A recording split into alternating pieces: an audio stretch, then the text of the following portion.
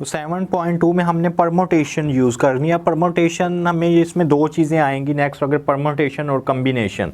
Permutation हम use करते हैं when arrangement is done by with specific order. अगर ऐसी अरेंजमेंट हमने करना है जिसमें ऑर्डर मैटर करेगा, उसमें हम परमोटेशन यूज़ करेंगे। लेकिन अगर हम ऐसा ऑर्डर हो जो विदाउट स्पेसिफिक ऑर्डर, जिसमें ऑर्डर मैटर ना कर रहा हो, उसमें हम कम्बिनेशन यूज़ करने। अब जो 7.2, 7.3 नेक्स्ट 2 एक्सरसाइज हैं ये परमोटेशन से रिलेटेड हैं। इसके बाद जो 7.4 आएगी वो कम्बिनेशन से है। अब 7.2 में जो परमोटेशन के लिए हम फार्मूला यूज़ करेंगे NPR। इसका फार्मूला होता है n factorial over n minus r factorial. For example 5p2, वैसे तो हम ये कैलकुलेटर से भी परमोटेशन, अगर मैं 5p2 फाइंड करना चाहूँ तो ये कैलकुलेटर यहाँ पे सबसे पहले हम 5 लिखेंगे, फिर शिफ्ट का बटन प्रेस करके ये परमोटेशन का यूज़ हुआ है। अगर हम यहाँ पे इसे देखें तो ये 5p फिर बाद में 2, पहले 5 लिखा है, फिर हमने बटन प्रेस किया है परमोटेशन का, फिर 2, तो 5p2 करेंगे तो हमारे पास 20 आंसर आ रहा है। लेकिन अगर हम इसे फार्मूला से देखना चाह रहे हैं तो फार्मूले में 5 फैक्टोरियल और 5 minus 2 factorial, 5 factorial 5 minus 2 factorial is 3 factorial. Expand करते हैं 5, 4, 3 फैक्टोरियल, 3 फैक्टोरियल, 3 3 से कैंसिल, 5 इंटू 4 वही 20 आंसर आया हमारे पास।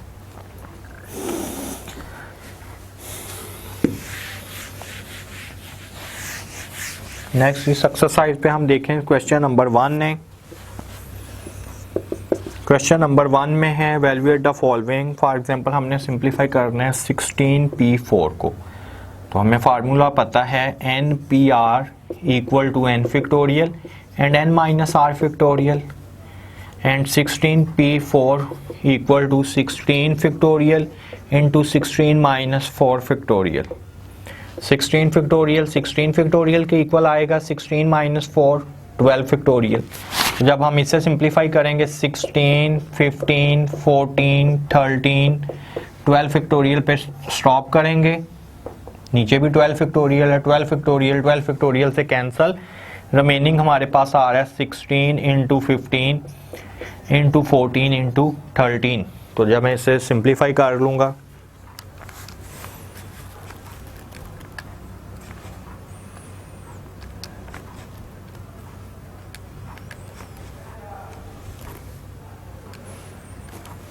43680 आंसर आ जाएगा हमारे पास।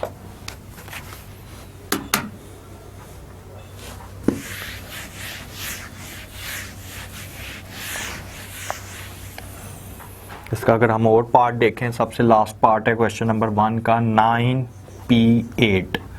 तो जब फार्मूला अप्लाई करेंगे 9 factorial and 9 minus 8 factorial, it's mean 9 factorial 9 minus 8 1 factorial और 9 फैक्टोरियल। तो 9 फैक्टोरियल हम कैलकुलेटर से भी एग्जैक्ट देख सकते हैं। 9 shift factorial equal to 36280 answer आ जाएगा। क्वेश्चन नंबर 2 में इसमें हम सबसे पहले इसे एक्सपेंड करेंगे। हमें पता है जो NCR है n फैक्टोरियल और n माइनस r फैक्टोरियल के इक्वल है। तो जब इसे एक्सपेंड कर रहे हैं n factorial n minus 2 factorial equal to 30। अब अगर इसमें से हम ये देखें कि सबसे पहले अगर मेरे पास है n फैक्टोरियल, इसको एक्सपेंड कर रहे हैं n into n minus 1 into n minus 2 over n minus 2 factorial equal to 30। तो n minus 2 factorial n minus 2 factorial से कैंसिल, रिमेनिंग आ रहा है n into n minus 1 equal to 30। अब इसमें से अगर हम ये देखें कि n की प्लेस पे अगर मैं क्या लिखूं कि 30, अगर मैं n की प्लेस पे 6 लिखता हूँ, 6 माइनस 1 5, तो 6 इंटू 5 किसके इक्वल होता है 30, ठीक है। तो इसका मतलब है n हमारे पास किसके इक्वल है, n हमारे पास 6 के इक्वल है। तो दूसरा वेज इसका ये भी है कि फॉर एग्जांपल अगर मैं इसे सिंप्लीफाई करता हूँ n square minus n minus 30 equal to 0, इस इक्वेशन को भी हम सॉल्व करके देख सकते हैं। मल्टीप्लाई करने से माइनस 30 आना चाहिए, वैसे माइनस n आना चाहिए।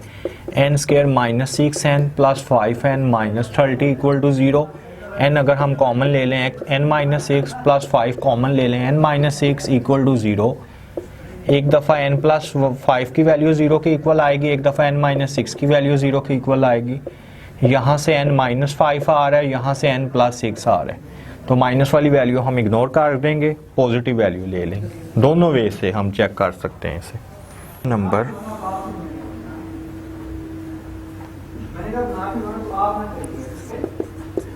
4 को देखते हैं। How many signal can be given by 5 flags of different color using 3 flag at a time, यानी एक टाइम पे How many signal can be given by 5 flag, total flag हैं 5 और एक टाइम पे 3 होने चाहिए। तो हमने इसके वेज बताने हैं, तो वेज इसमें आएगा 5p3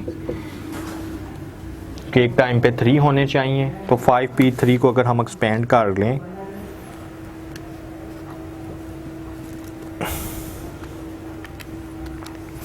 सिक्सटी वेज होंगे, एक टाइम पे 3 आए।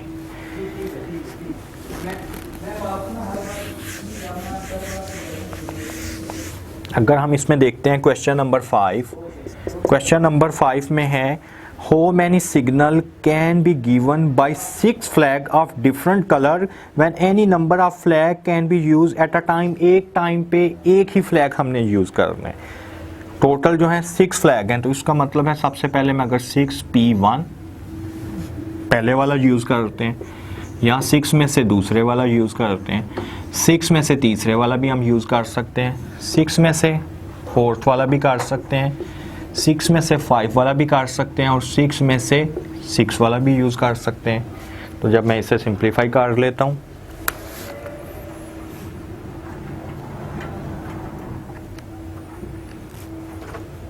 सिक्स p1 6 आएगा प्लस 6p2 30 के इक्वल आ रहा है, प्लस 6p3 120 के इक्वल आ रहा है, प्लस 6p4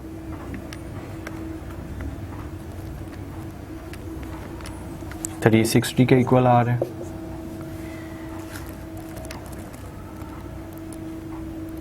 6p5 720 के इक्वल आ रहा है,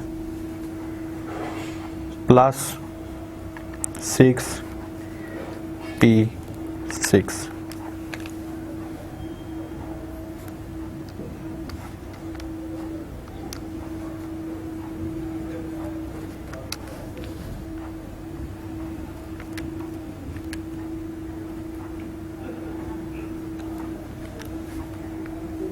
6p5 भी 720 है, 6p6 भी 720।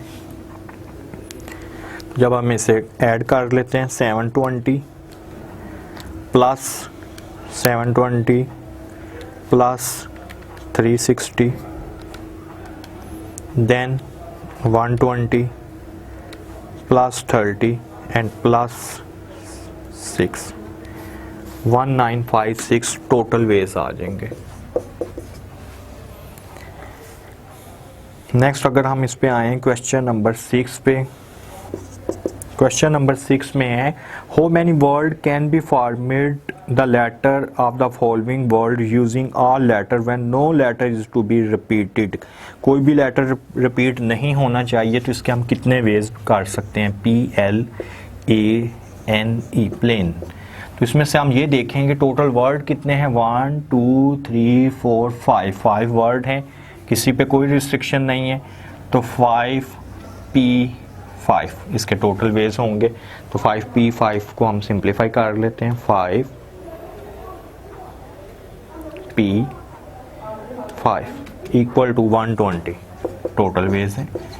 कोई भी नंबर, फॉर एग्जांपल नेक्स्ट इसने नंबर है हमारे पास ऑब्जेक्ट OBJECT, ऑब्जेक्ट में टोटल वर्ड 1 2 3 4 5 6, तो ये बनेगा 6p6 जो भी आंसर आएगा नेक्स्ट कैलकुलेटर से हम चेक कर लेते हैं। 6p6 which is equal to 720।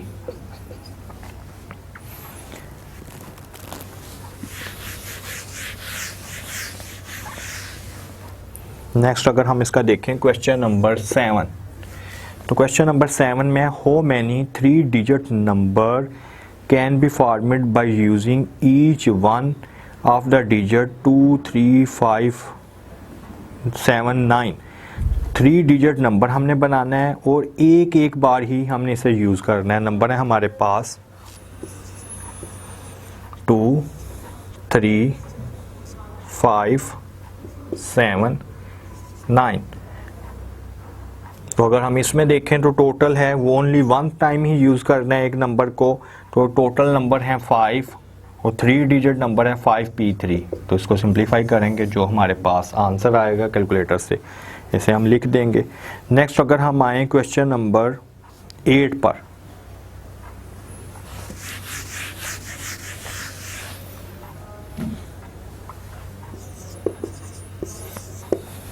Question number 8 में है find the number greater than 2300 can be formed from the digit 1 2 3 4 5 6। इससे नंबर हमने फाइंड करने हैं 1 2 3 5 6। ये टोटल नंबर है हमसे और हमने इसमें से बताने हैं कि 23,000 से ग्रेटर नंबर जो हैं वो हम इसमें से बताएंगे कितने वेज हैं जिसमें 23,000 से ग्रेटर नंबर हमारे पास फॉर्मेट हो रहे हैं। तो 23,000 से ग्रेटर नंबर कब आएंगे? फॉर एग्जांपल अगर हमने एक एक दफ़ा इसे यूज़ करना है, सबसे पहले 23 है, 23 पे मैं अगर यहाँ पे लिख देता हूँ 25 आएगा, ये फिक्स होगा और बाकी इसके बाद कोई भी नंबर हो सकते हैं 1 2 3। तो इसके अगर मैं वेज देखूं तो 3p3 बन रहे। ये भी हो सकता है कि यहाँ पे अगर मैं कहूँ 2 है और नेक्स्ट मैं 6 लिखूं तो इसके वेज हैं 1 2 3, तो इसके भी 3p3 है।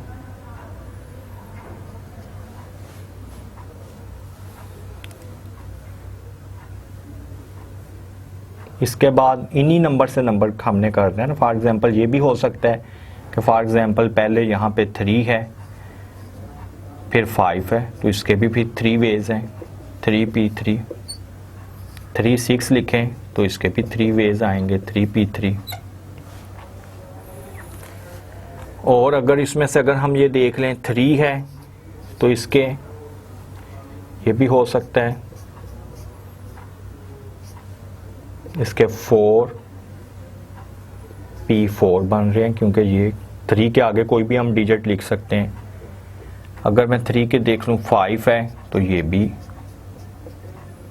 4 बन रहे हैं, प्लेस कर सकते हैं। 6 अगर यहाँ पर आ जाए तो यहाँ पे भी ये 4 है। इन सबको अगर हम ऐड कर दें 3p3 plus 3p3 plus 3p plus 3p3, इन सबको ऐड करने से हमारे पास जो आंसर आएगा वो सब नंबर ग्रेटर देन 23,000 ही आएंगे।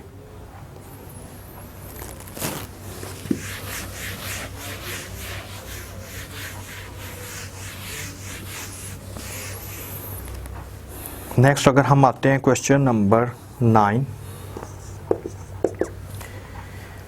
क्वेश्चन नंबर 9 में है find the number of 5 digit number that can be formed from the digit 1 2 4 5 8। इससे एक डिजिट बना है 1 2 4 6 8। इन नंबर से हमने एक नंबर ड्राइव करना है जो कि क्या है 5 डिजिट नंबर होगा। The digit 2 8 are next to each other. इसमें से हमने ये करना है कि जो 2 और 8 हैं वो एक दूसरे के साथ आने चाहिए।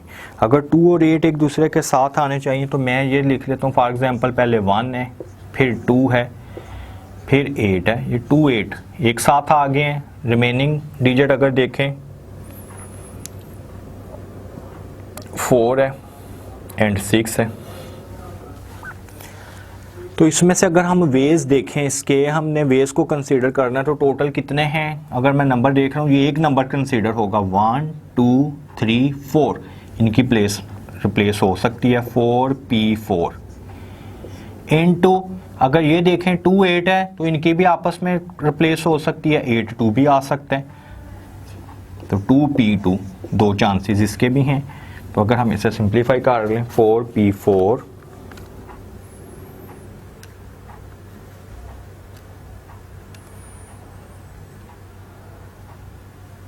4p4 24 है इंटू 2 48 पॉसिबिलिटी बनेगी जिसमें 2 और 8 एक साथ आएगा। नेक्स्ट इसी के सेकंड पार्ट में कह रहा है the digit 2 8 are not next to each other. 2 8 एक दूसरे के साथ नहीं आएंगे। तो इसमें हम टोटल पॉसिबिलिटी देख लेंगे। टोटल पॉसिबिलिटी कितने नंबर है अगर हम देखें तो टोटल तो 5 हैं, 5p5 इसकी टोटल पॉसिबिलिटी आ जाएंगी।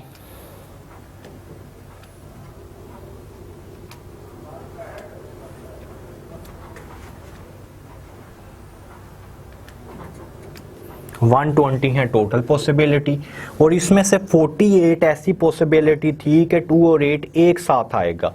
इस क्वेश्चन में हमसे नेक्स्ट क्वेश्चन नंबर 10 इसी का सेकंड पार्ट में हमसे ये बात पूछ रहा है कि 2 और 8 एक साथ नहीं आने चाहिए। तो अगर 2 और 8 ना आने की प्रोबेबिलिटी क्या पॉसिबिलिटी होगी, 120 में से हम 48 वेज माइनस कर देंगे तो ये रिमेनिंग वेज हमारे पास 2 और 8 एक साथ ना आने के आ जाएंगे। 120 माइनस 48 72 वेज हैं जिसमें 2 और 8 एक साथ नहीं आएंगे।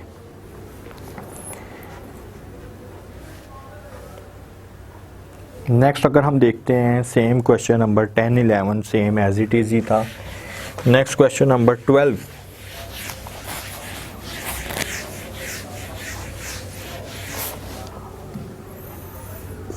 क्वेश्चन नंबर 12 में हमें ये कह रहा है in how many ways can 8 book including 2 English book. Total books हैं 8 और इसमें से इंग्लिश की बुक हैं 2। टोटल 8 बुक्स हैं, इंग्लिश की 2 बुक्स हैं। Arranged on a shelf in such a way that the English book are never together. कहता है हमने इस तरह से करना है कि जो इंग्लिश की बुक हैं वो एक साथ नहीं आनी चाहिए। तो सबसे पहले तो हम ये देख लेते हैं कि इंग्लिश की बुक जो हैं वो एक साथ आएँ। इंग्लिश की बुक एक साथ आने की पॉसिबिलिटी क्या होगी। फॉर एग्जांपल बुक 1 है, बुक 2 है, और ये मैं 2 बुक्स हैं E1 और E2, ये इंग्लिश की बुक मैं एक साथ रखता हूँ। रिमेनिंग बुक 3 आ जाएगी, बुक 4 आएगी, बुक 5 आएगी, बुक 6 आएगी। यानी टोटल कितनी बुक्स हैं, 8 बुक्स हैं। इसमें से 6 कोई भी बुक्स हो सकती हैं और 2 हमने इंग्लिश की ली हैं। सबसे पहले मैं ये पॉसिबिलिटी फाइंड कर रहा हूँ कि इंग्लिश की बुक एक साथ आने के क्या चांसेस हैं। तो इससे को हम इस तरह देख लेते हैं। सबसे पहले हम देखते हैं टोटल ग्रुप कितने हैं। टोटल ग्रुप है 1 2 3 4 5 6 7, तो 7p7 हम लिख देंगे। फिर होता है नेक्स्ट के हर ग्रुप में कितने कितने आ रहे हैं। अगर इसमें भी 1 है, इसमें भी 1 है, ये ऐसा ग्रुप है जिसमें 2 आने चाहिए क्योंकि इंग्लिश की बुक है एक साथ आनी चाहिए। तो इसे हम लिख सकते हैं 2p2। क्योंकि ये भी तो हो सकता है ना E1 E2 है, E2 पहले आ जाए E1 बाद में आ जाए। तो ये टोटल पॉसिबिलिटी देख लेंगे हम कितनी आएंगी।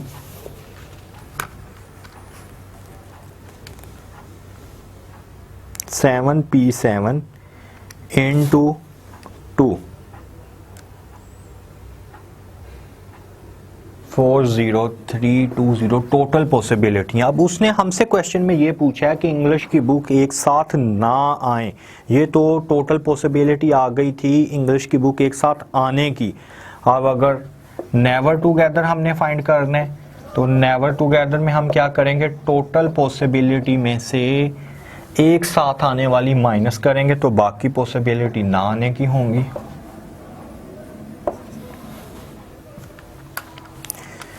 -10080 30240